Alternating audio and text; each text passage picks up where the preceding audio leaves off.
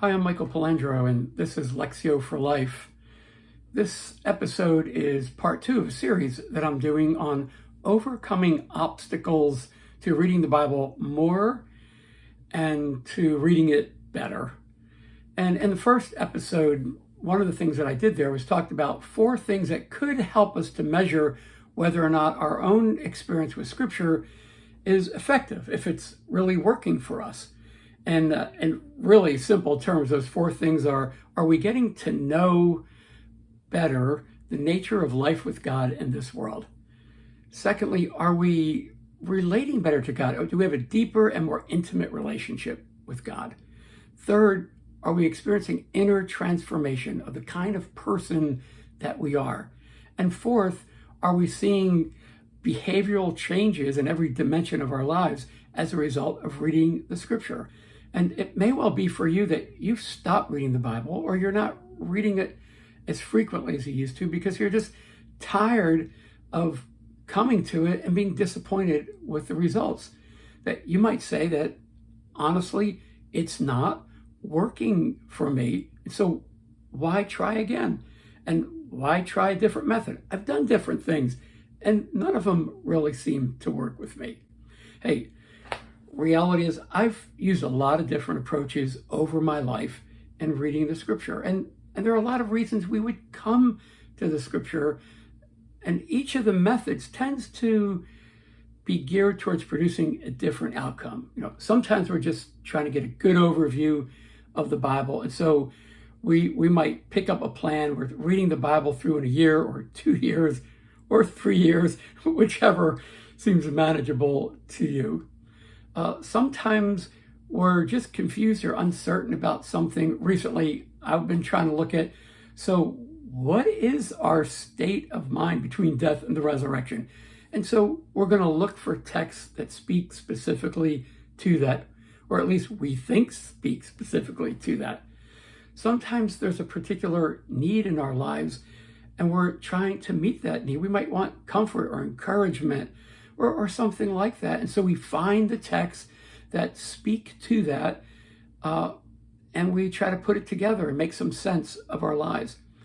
And other times, we're just really trying to dive in depth into the meaning of a passage or into the meaning of a book of the Bible. And so we study it intensely, bringing all the tools that we have available to us to the task. But one of the problems I have found with all these kinds of methods is that we end up exercising too much control over the outcome and often don't give God the opportunity to speak meaningfully into our lives in terms of what He wants to say or what He wants to do. Now, look, I'm not putting down any of these approaches or saying you shouldn't use them. And if I am going to be totally honest with you, I would say that serious study of the Bible has been foundational for not only my understanding of the Christian life, but the kind of life that I've entered into and the way I've lived and what's transpired in my life with God. It is like at the base of everything else that I do. But here's what I would say, especially for myself, but if I'm honest, I'll say for most Christians, if not all Christians, what we need is a steady diet grounded in an approach that helps us to understand what the text has to say, and then serves as a springboard for meaningful and transformative encounters with God that are rooted in both truth and grace. And I have made that kind of the centerpiece of how I spend time in the Bible. And these other things, kind of accessories to that, or other things depending on what's going on in my life and that I might need. I learned my lesson about what is really a good approach that is sustainable and life-changing through really a difficult experience during my first year at seminary. Now, I am not here to say anything bad about seminary. It was a tremendous experience for me. Really, I have been living off of what I learned and the tools that I acquired over these last 40 years because of my time there. Now, what happened to me is I so love studying the Bible that I was spending all of my time studying for classes, studying for knowledge, analyzing the scripture. And what I found in the course of that first year is that my life in the Spirit just kind of evaporated. My life with God, the vitality of my faith was gone. In fact, I used to say this to myself. I wouldn't dare say it out loud to anyone else. I would say, I'm so glad I'm already a Christian, because I can't see why anybody would want to become a Christian.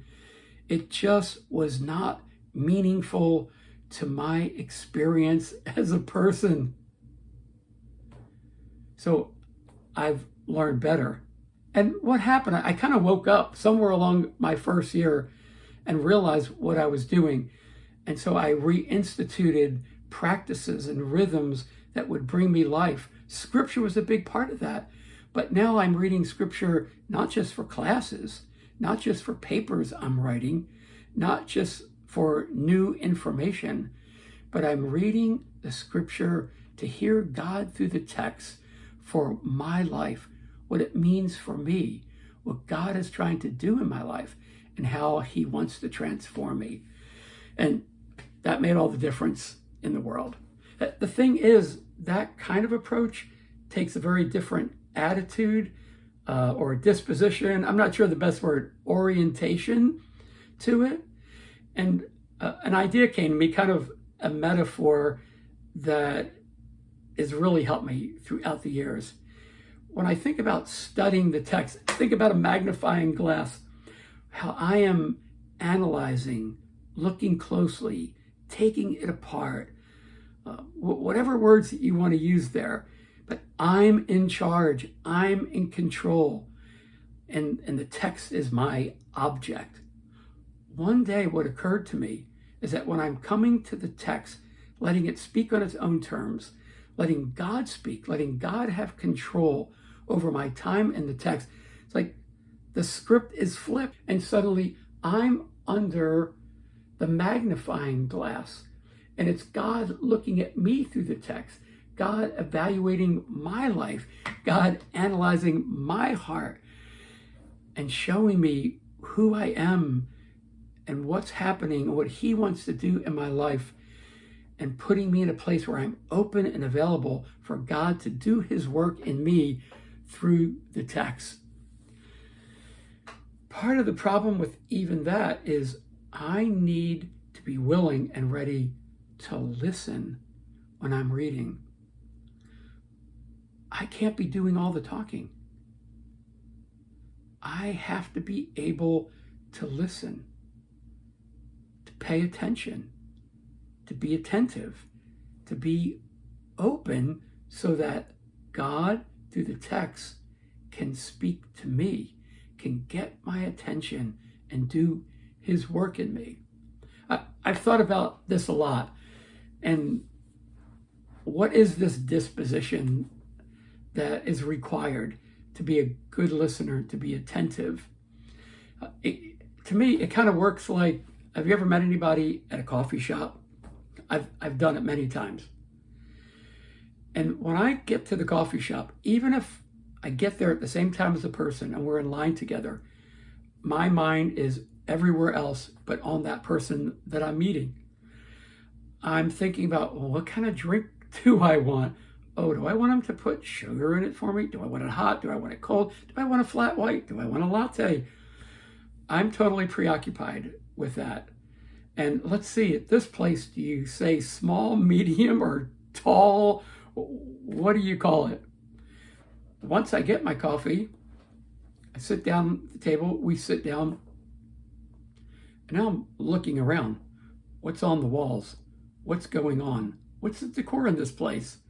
Who's here? What are they doing? I can overhear other people's conversations. I'm seeing the kind of people that are in this place. I'm not doing what I came for. But I need time to get settled in. I need time to recognize the distractions and all the other things going on, and then to put them aside so that I can become attentive to the person who I've actually come here to meet, so that we could speak, so that I could listen, so that I could learn, so that I can grow my relationship with them. That's why I've come here. But I have to get ready. I have to settle in. So one of the things that I found with Lectio Divina, while traditionally it has 4 elements, and the first one, you begin with reading, that when you read the literature, you realize that all the ancient practitioners were beginning with prayer. That they were starting by coming to attention with God, to recognizing his presence and inviting him to communicate through the text.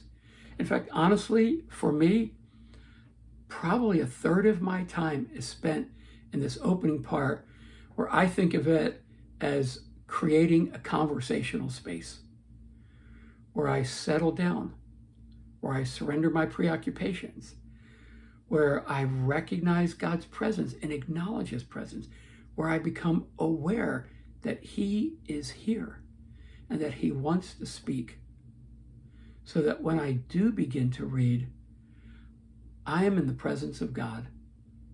I am here meeting with him through the text, and I'm ready to hear and to be addressed by God through the scripture.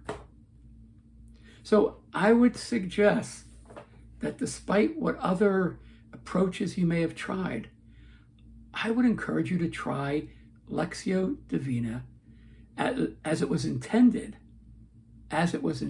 by its creators and developers, particularly as it reached kind of its peak in the 11th, 12th, and 13th century. You might find that it actually produces what you're looking for, and that is intimate, meaningful, and transformative encounter with God through the text of the scripture. Hey, stay tuned for the next episode, where what I want to do is look at some practical things that we can do to make scripture reading a habit, so it's not an on again and off again thing in our lives. And if you want to know when that's coming out, if you'll go to the bottom of the page, you'll see a place to subscribe. It's called Joining the Community. I hope this episode was helpful to you. Thanks for listening. Bye-bye.